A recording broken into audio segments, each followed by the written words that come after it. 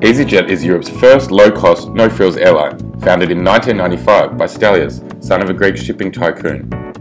Today, Easyjet has over 600 routes covering 30 countries, over 200 aircrafts, more than 8,000 employees, who service 59 million passengers annually, and it has become the second largest low-cost carrier in Europe.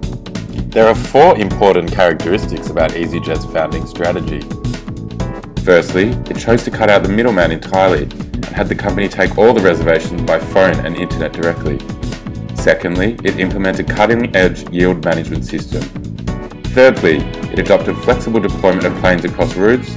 And lastly, unlike other low-cost carriers in Europe, Easyjet operates at primary airports that are closer to destinations.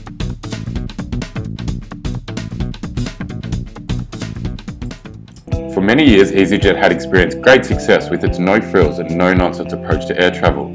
However, by 2009 it became apparent that change was required.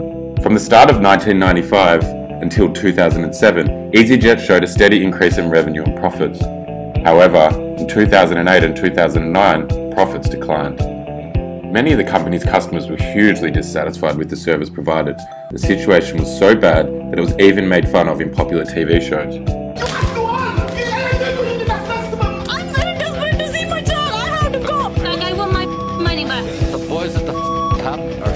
As a result of the poor performance and the horrible treatment of customers, staff morale quickly dropped to an all-time low. The staff at Easyjet in 2008 were ready to revolt. As a result of these issues, they implemented a rigorous plan to turn the company around. Firstly, they introduced a strategy to compete with the biggest full-service carriers, leveraging the primary airport presence of Easyjet across Europe, including the highest penetration of the top 100 airports. We have the winning model, and I think they recognise that to an extent, and therefore they are taking quite a lot of tips out of what we do. I think it's very difficult for legacy carriers to compete with us on price, on fares, because they don't have the cost structure that we have. Secondly, they greatly changed their focus and attention to customers in order to improve overall satisfaction. Thirdly, they expanded into the business segment, creating a new, cost-efficient offering. It's a 3.5-hour to 4-hour flight. You don't need to pay business class fares, you just need business sense. Fourthly, they introduced service improvements, included allocated seating. In order to successfully achieve these corporate changes, Easyjet had to show significant operational agility within the areas of leadership, culture, and processes. In July 2010, Carolyn McCall was named the new Chief Executive. She was most recently the CEO of Guardian Media Group, and although she came in with no aviation experience, she was able to draw many similarities between the industry disruption occurring in media and aviation. Okay, I mean, I think there's much made of the difference between media and aviation. And actually, they're both in areas of quite a lot of structural change, and they're having to change as a result of that. And there's a lot of disruption in both. During her time, she has focused on making Easyjet into a people-focused organisation by upgrading leadership and instigating a program to celebrate talent. From an outside point of view, it is clear that her guidance and strong leadership contributed greatly to the company's agility.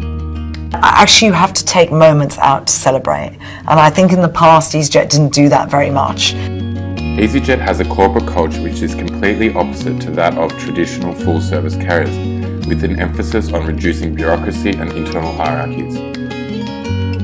Easyjet's culture proved to be highly important for their operational agility.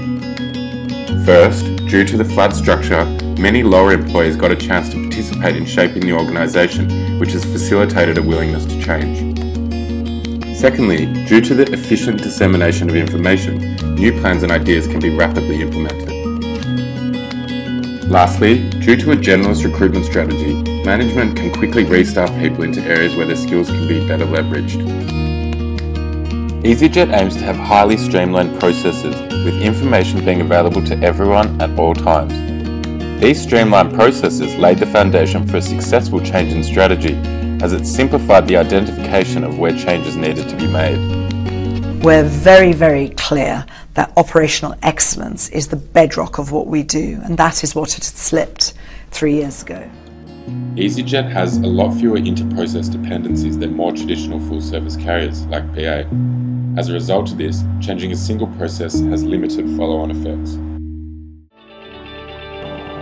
The most important insight from this case is that no strategy, no matter how successful it is proven, can remain static over years at a time. The world of business is dynamic and strategy needs to be too.